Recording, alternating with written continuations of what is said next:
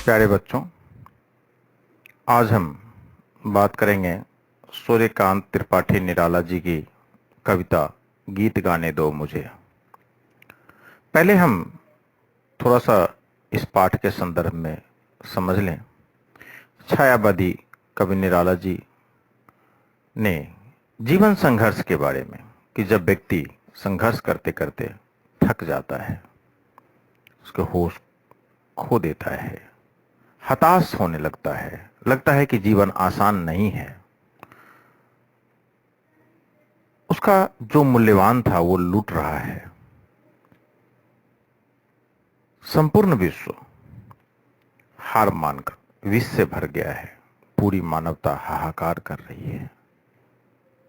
ऐसा प्रतीत होता है जैसे मनुष्य की जिजीविषा समाप्त हो रही हो। ऐसे लोगों की बात कवि अपने इस गीत के माध्यम से कर रहे हैं। इसी वेदना और पीड़ा को छिपाने के लिए कवि गीत गाना चाहता है। गीत, जैसा कि आप जानते हैं, गीत और संगीत वह निराशा से, दर्द से, परेशानियों से राहत देने वाला माना जाता है। तो अब हम इसकी एक बार व्याख्या समझ लेंगे।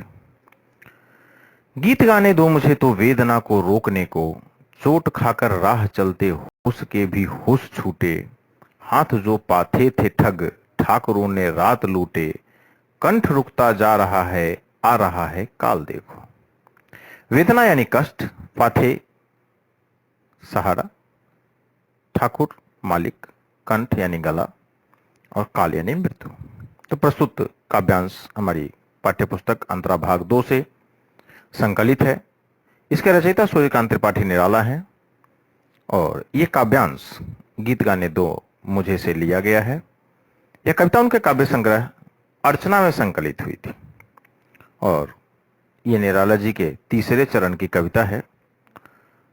इसके माध्यम से उन्होंने संसार में मची लूटपाट के प्रति अपनी आक्रोश, अपनी चेतना, अपनी वेदना को अभिव्यक्त किया है। इसके माध्यम से कवि उस वेदना को, मन की उमड़ती वेदना को रोकने के लिए कह रहे हैं कि गीत गाने दो मुझे। गीत गाने क्यों दो? क्योंकि वेदना को रोकने को, अंदर जो दर्द है, जो निराशा है मन में, उसको रोकने के लिए मुझे गीत गाने दो। कवि का जीवन, जैसा कि आपको इनके जीवन परिचय से भी प्राप्त हुआ, कि काफी कष्टमय रहा, संघर्षशील रहा, और इस गीत के माध्यम से वो अपनी इस मन स्थिति को बदलना चाहते हैं। और मन स्थिति को खुद की ही नहीं बदलना चाहते हैं। किसी कविता को पढ़ने का जो आशय होता है वो ये होता है कि हम उस कविता के माध्यम से प्रेरणा ले सके। तो निराला जी जिस विषम परिस्थितियों में, जिस संघर्षपूर्ण जीवन में अपनी जिजीविषा को उन्होंने खोया नहीं था, वैसी प्रेरणा हमें भी मिलनी चाहिए। इसलिए इस कविता को भी जानना जरूरी है।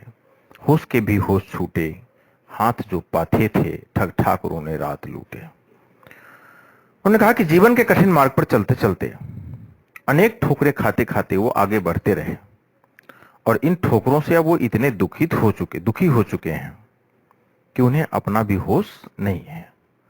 और आप सभी जानते हैं कि जब व्यक्ति दुखी होता है तो उसकी मन स्थिति इस लायक नहीं होती है, इतनी सचेतन नहीं होती है कि वह अपनी शुद्ध रख सके।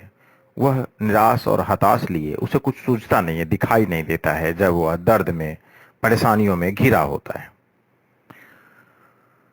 उनके हाथों में जीवन की कतिपय साधन थे। अब जो साधन, जो सहारा था, उसके लिए ठग ठाकुरों का मतलब हमने पहले भी बताया है कि मालिक से है।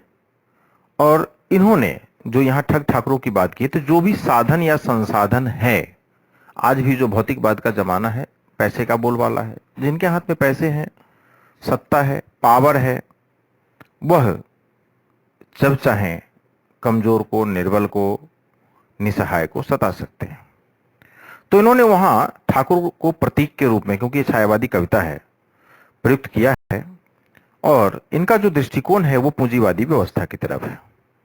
और इन्होंने कहा कि इस पूंजीवादी व्यवस्था ने हमारे जैसे लोगों का सब कुछ लूट लिया और अंधकार में धकेल दिया है।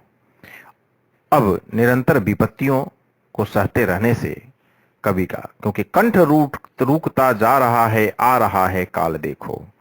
लगातार जब विपत्तियां झेलते झेलते व्यक्ति निराश होता है तो वह अवसाद की स्थिति में चला जाता है, जिसको कहते हैं डिप्रेशन। और कवि कह रहा है कि कवि का गला रूंधने लगा है, सांस रुकती जा रही है और ऐसा लगता है कि वह उसका जो अंत काल है यानी मृत्यु जो है उसके नजदीक है। और यह अवसाद की एक अवस्था मानी गई है कि जब व्यक्ति निराशा में, हताशा में, बहुत ज्यादा कष्ट में होता है तो वह मान लेता है कि अब मेरा अंत नजदीक है। तो इस तरह से भाग्य है कि ऐसी हो गई है, जीना कठिन हो गया है और इन कठिनाइयों का सामना कुछ लोग नहीं कर पाते हैं। लेकिन इन्हीं कठिनाइयों के सामना करने के लिए, साहस और संबल प्राप्त करने के लिए कवि का कहना है कि हमें गीत गाने दो। अब इसके हम काव्य पक्ष पे बात करेंगे, काव्य सौंदर्य और भाव सौंदर्य पर, कला पक्ष और भाव पक्ष। तो पहले हम भाव पक्ष पे बात कर लेते हैं कि कवि अपनी व्यथा से मुक्ति पाने के लिए गाना गाना चाहता है कि हमको अपने जो कष्ट हैं, जो उससे छुटकारा मिल जाए, उसकी तरफ से ध्यान अलग हो जाए। और सांसारिक जो छल है, जो चित्रण इन्होंने किया है पूंजीवाद के संदर्भ में, सशक्त लोगों के संदर्भ में, जिन्होंने सामान्य लोगों के सुख को छीना है, उस कठिनाइयों से अत्यंत दुखी हैं। यह कविता मुक्त छंद की है, करुण रस है, क्योंकि इसमें दया का भाव है, किसी की विवशता का, किसी की निराशा का, किसी की हताशा का चित्रण दिखाई देता है। काव्यांश मुक्तक शैली की है। अब कला पक्ष में अगर हम देखें तो यह जो काव्यांश है वो मुक्तक शैली की है। ठग ठाकुर शोषक वर्ग का प्रतीक है। हमने पहले कहा कि मालिक या जो शक्तिशाली संपन्न लोग हैं, जो सशक्त लोग हैं, वो ठग ठाकुर यहां पर प्रतीक के रूप में है। शोषक वर्ग, जो भी शोषक वर्ग है उसके लिए प्रयुक्त होता है। गीत गाने तथा ठग ठाकुरों में अनुप्रास अलंकार है, गौगा वर्ण की आवृत्ति है, ठट्ठा वर्ण की आवृत्ति है। पाथी शब्द को मानवीय मूल्यों के रूप में चित्रित किया गया है। अब हमने इस काव्यांश की व्याख्या को समझ लिया। अब जो इसका अगला काव्यांश है, दूसरा काव्य का जो दूसरा अंश है, भर गया है जहर से संसार जैसे हार खाकर, देखते हैं लोग लोगों को सही परिचय न पाकर, बुझ गई है लौ वृथा की जल उठी फिर सींचने को। लौ यानी आग की जो लपट, ज्वाला जो उठती है, ज्वाला। प्रथा यानी पृथ्वी, जल उठे प्रकाशित हो जाना। यह भी जो कविता का अंश है, प्रस्तुत काव्यांश, यह हमारी पाठ्यपुस्तक आंध्रा के भाग 2 से ही संकलित है। इसके रचयिता सूर्यकांत त्रिपाठी निराला जी हैं। गीत गाने 2 से मिल लिया गया है और जैसा हमने पहले बताया ये अर्चना से ही संकलित है। ये आपको दोबारा प्रसंग में इसलिए बता रहा हूं क्योंकि हमेशा हमारे बच्चे प्रसंग लिखने में या व्याख्या का जो पूर्ण स्वरूप है उसको लिखने में गलती करते हैं। तो ये प्रसंग है और इसे हमें लिखना आवश्यक होता है। उसके बाद आता है व्याख्या। भर गया है जहर से संसार जैसे हार खाकर। कवि का कहना है कि पूरा संसार हार मानकर विष से भर गया है। विष यानी जहर से। संसार में जो अव्यवस्था फैली है और जीवन में आगे निकलने की इच्छा में लोग एक दूसरे के अधिकारों का जो हनन कर रहे हैं, संसार जैसे हार खाकर, भर गया है जहर से संसार जैसे हार खाकर, देखते हैं लोग लोगों को सही परिचय ना पाकर। तो एक दूसरे से जो छीना झपटी, एक दूसरे से जो छीना झपटी का है, एक दूसरे को दबाने का है, उसके अधिकार का हनन करने का है, उसके हिस्से को दबाने का है, ये चीजें जो चल रही है और इसके कारण जो मानवीय मूल्य हैं उसका हनन हो रहा है और लोगों को उसकी जो सही पहचान है उसके अनुसार उसको उसकी पहचान नहीं मिल पा रही है। लोग एक दूसरे को अनजान निगाहों से देख रहे हैं। इसलिए अनजान निगाहों से देख रहे हैं क्योंकि उनका जो सही परिचय है, जो उसके अंदर का जो क्वालिटी है, जो गुण है, वो दबा दिया गया है। इस कारण वो उसका सही परिचय उभर कर सामने नहीं आता है। यानी जब किसी का हक मार लिया जाता है तो वह वास्तविक रूप में अपना जो पहचान है, अपनी जो पहचान है, जो उसका स्वरूप है, वो खो देता है। लोगों के अब इसके कारण क्या हुई है कि ऐसा लगता है कि पूरी मानवता जो है वो हार मान चुकी है और उसमें जो जीने की इच्छा है, जिसको जिजीविषा कहते हैं, जीने की इच्छा जिजीविषा कहलाती है, वह समाप्त होती हुई दिखाई देती है। ऐसा कवि का मानना है। पृथ्वी की लौ बुझ गई है लौ पृथा की। तो पृथ्वी जो हम देख रहे हैं, सजीवता, यह भी मानवीय मूल्यों से ओतप्रोत भरी हुई है।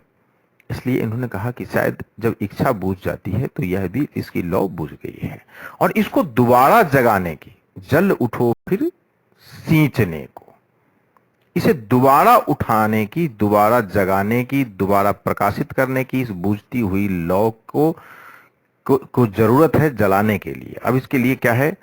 जल उठो फिर सींचने को। इसके लिए तुम अपने आप को जला लो। जला लो मतलब ये नहीं कि हम आग लगा लें, स्वयं जल उठो, यानी अपने अंदर जागृत बनो, अपना मसाल स्वयं बनो। अपने जीवन के राह की प्रकाश मसाल तुम्हें बननी होगी, जिससे तुम संसार को दिशा दे सको, उस और दिशा देने का प्रयास करो।